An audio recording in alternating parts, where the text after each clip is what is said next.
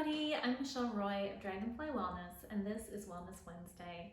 So we are on part 2 of a multi-part video series talking about the 8 limbs of yoga. Last time we covered the yamas, the first limb of yoga. This week we get into the niyamas, the second limb. Just like the yamas, there are 5 of those, and that ni, that ni in front of the yama, means that we take the yama, which we'll remember are the moral restraints. Those are the things that we do regarding the self. I like to think of them as the things we don't do. And the niyamas are the social observances. So these are the things that we try to do or endeavor to do. And as I said, there are 5 as well.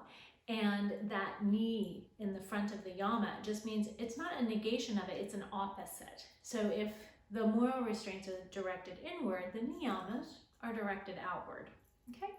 So the first one is called saucha. Saucha means purity, S-A-U-C-A.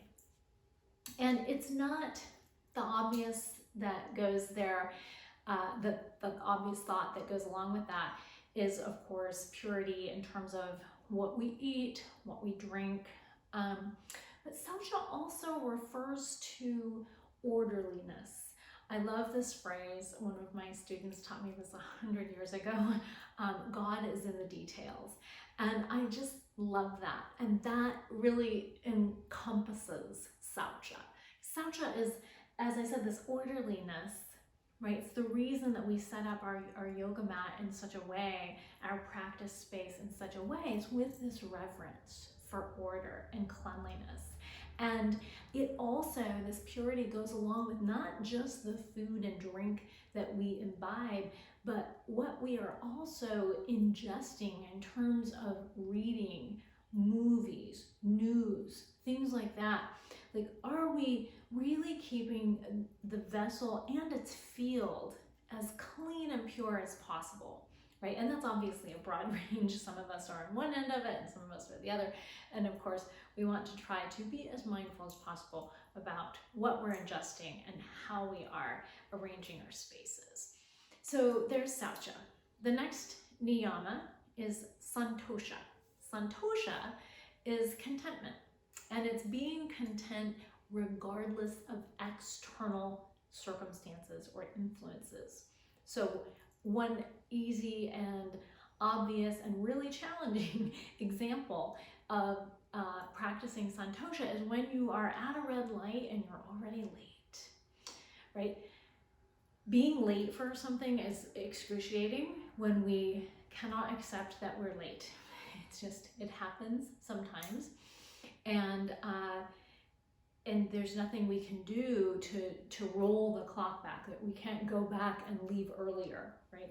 So, and it seems like those are the times that we always run into the red lights, right? And I think that actually we're sitting at red lights more often than we realize. It's only when we're trying to get somewhere that we become aware of that.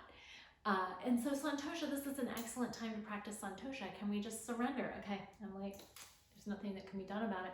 Because if I sit here at the light and stew about how slowly the light is changing, I'm the one who's feeling all that angst. It does nothing to make the light change faster.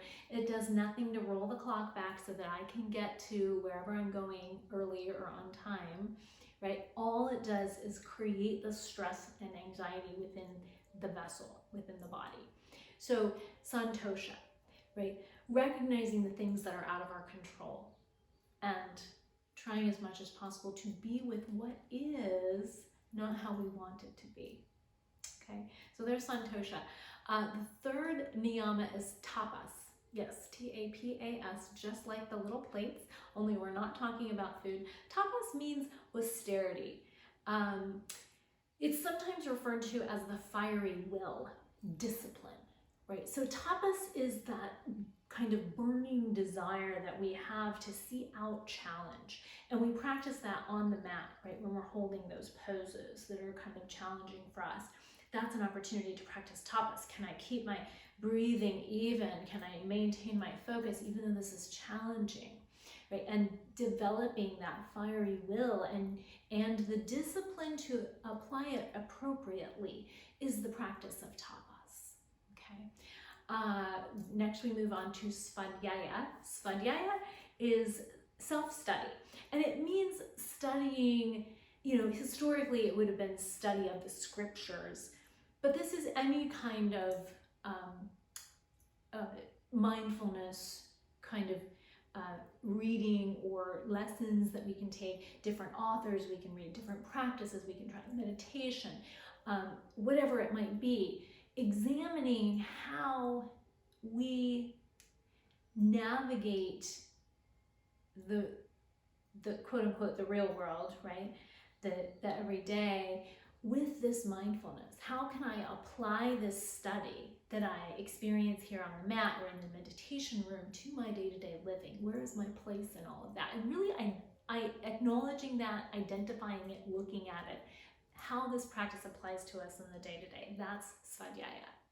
And finally, our last niyama is Ishvara Pranidhanani, and it means surrender to God.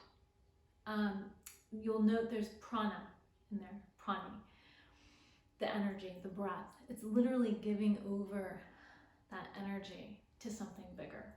Okay, so if the G word scares you, you can replace it with, divinity or the universe, or however you like to describe your higher power.